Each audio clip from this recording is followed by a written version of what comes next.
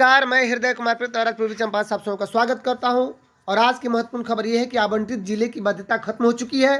सक्षमता 1 या 2 जो भी हमारे शिक्षक फर्स्ट सेकंड थर्ड प्रायोरिटी दिए थे, अब उनके ट्रांसफर पोस्टिंग में जिले की बाध्यता खत्म हो चुकी है।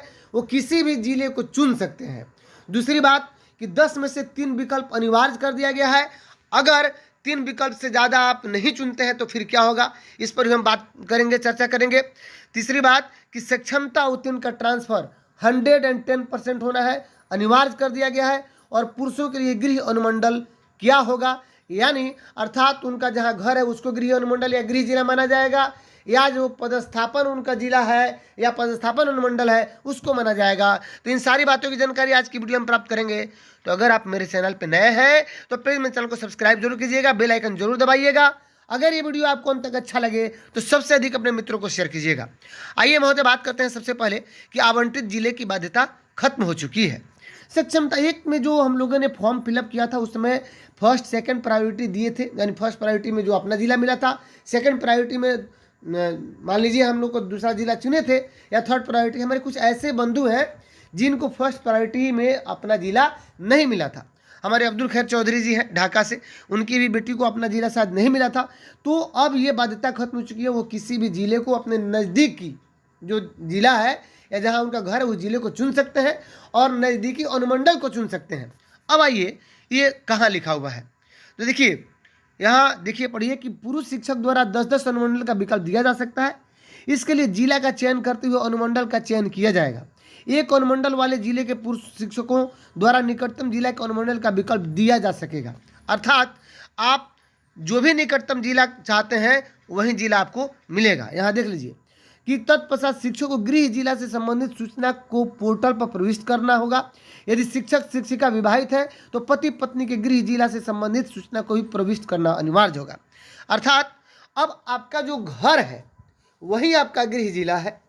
अब वहाँ पे आप चाहें तो या अपने घर के नज़दीक जो भी आपका ऑप्शन बनता है उसको चुनेंगे। अब आवंटित जो जिला आपके सक्षमता 1 के जो एडमिट कार्ड में था या रिजल्ट में था उसकी बाध्यता खत्म हो चुकी है।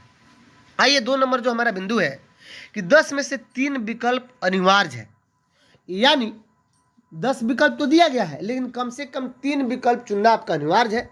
लेकिन 3 विकल्प से अगर काम नहीं बनता है, हो सकता है आप 3 विकल्प चुने और रिक्ति नहीं हो तो आपके सेहत पर क्या असर पड़ेगा, आइए देख लेते हैं।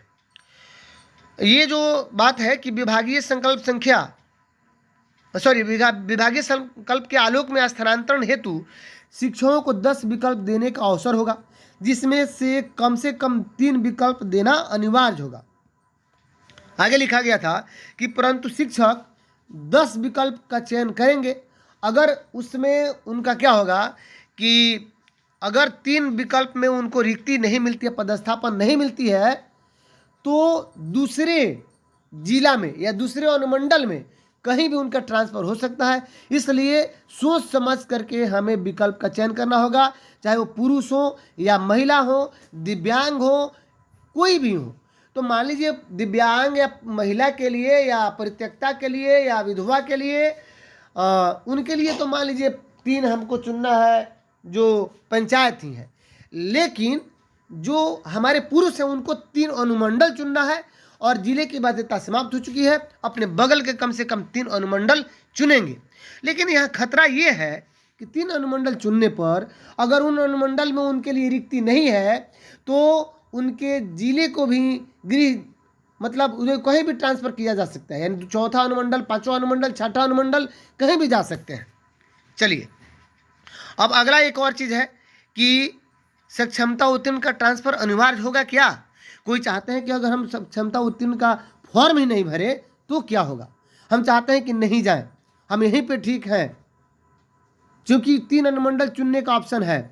अब तो इस पर और पुरुषों को गृह अनुमंडल क्या, तो गृह अनुमंडल की बात मैं स्पष्ट पहले कर देना चाहता हूं कि जो आपका घर है वही गृह अनुमंडल है। आपको सिर्फ गृह अनुमंडल छोड़ना है, पुरुषों को अपना गृह अनुमंडल छोड़ना होगा। ये 110% है, क्योंकि उसकी प्रविष्टि करनी है आपको, या आपकी पत्नी का जो गृह अनुमंडल है, या मेरे पुरुषों को तो गृह अनुमंडल छोड़ना होगा। जो शिक्षक शिक्षिका है उनके बारे में पति पत्नी के सेंस में ये काम करना है। चलिए अब सक्षमता उत्तीर्ण का ट्रांसफर अनिवार्य कैसे है इसको हम लोग देख लेते हैं। देखिए कहा गया है कि राज्य के सरकारी विद्यालयों में कार्यरत सक्षमता उत्तीर्ण स्थानीय निकाय के सभी शिक्षकों को अपने स्वयं के टीचर आईडी से ही शिक्षा कोष यानी राज्य के सरकारी विद्यालय में कार्यरत सक्षमता उत्तीर्ण स्थानीय निकाय, देखिए ध्यान दीजिए, सिर्फ सक्षमता उत्तीर्ण स्थानीय निकाय के लिए ये बाध्यता दी गई है कि टीचर आईडी से ई शिक्षा कोष पोर्टल पर लॉगिन कर स्थानांतरण पदस्थापन हेतु विकल्प भरना अनिवार्य है, बिल्कुल अनिवार्य है, यानी इनका ट्रांसफर होना भी अनिवार्य है 100%। अब जो सक्षमता 1 दे चुके हैं और वे सोचते हैं कि हम नियोजित बने रहें तो उनके लिए कोई ऑप्शन नहीं है, क्योंकि अगर इसमें भी लिखा गया है कि विकल्प नहीं देने की स्थिति में यानी आवेदन अगर आप नहीं कीजिएगा तो 9 पदस्थापन स्थान को, या देखिए वर्तमान पद जहाँ पे आप हैं उसी को गृह जिला मानकर आपका कहीं भी पदस्थापन हो जाएगा। यानी अगर हम पूर्वी चंपारण में हैं, नियोजित शिक्षक हैं और चाहते हैं कि हम नियोजित बने रहे, या मतलब हमने भले सक्षमता उत्तीर्ण कर लिया है, हमका अपना स्थानांतरण हमको नहीं करवाना है, दूर नहीं जाना है, तो हम आवेदन नहीं भरें तो हमारा इस जिला को पदस्थापन जिला को गृह जिला मान लिया जाएगा। भले ही हमारा घर बेगूसराय क्यों न हो, भले ही बांका क्यों न हो, समस्तीपुर वैशाली क्यों न हो, पदस्थापन जिला ही को गृह जिला मानकर और किसी भी जिला में भेज दिया जाएगा आपको, या कहीं भेज दिया जाएगा। तो ये बहुत बड़ी ये हमारे शिक्षकों के लिए जो चाहते हैं कि हमारा ट्रांसफ़र पोस्टिंग दूर न हो, उनके लिए इस समस्या की घड़ी है।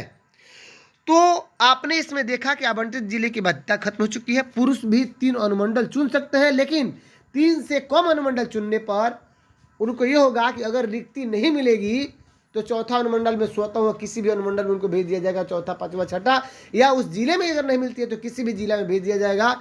ये यहाँ पे इतना छूट दी गई है, विभाग ने छूट लिया हुआ है, इस मार्गदर्शन में लिखा हुआ है।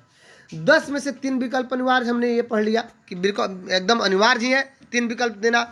सक्षमता उत्तीर्ण का ट्रांसफर 100% होना है और गृह अनुमंडल के संबंध में हमने देख ही लिया।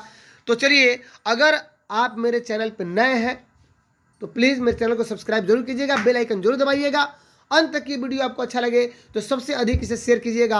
आगे हम ये एक और वीडियो लेके आएंगे जिसमें बताएंगे कि विशिष्ट शिक्षक यदि आप बनने जा रहे हैं तो आपको कब योगदान करना उचित होगा, कब योगदान कीजिएगा कि आपका इंक्रीमेंट नहीं कटेगा, कब योगदान कीजिएगा जिससे कि आपको फायदा हो जाएगा। तो इन सारी बातों की जानकारी हम नेक्स्ट वीडियो में लेकर के हाजिर होंगे। तो चलिए, अगर आप मेरे चैनल पर नए हैं तो फिर मेरे चैनल को सब्सक्राइब जरूर कीजिएगा। ये वीडियो आपको आशा करता हूँ कि बहुत अच्छा लगा हो, तो कम से कम आपका एक लाइक शेयर कमेंट तो जरूर बनता है। मिलते हैं नेक्स्ट वीडियो में, तब तक के लिए थैंक यू।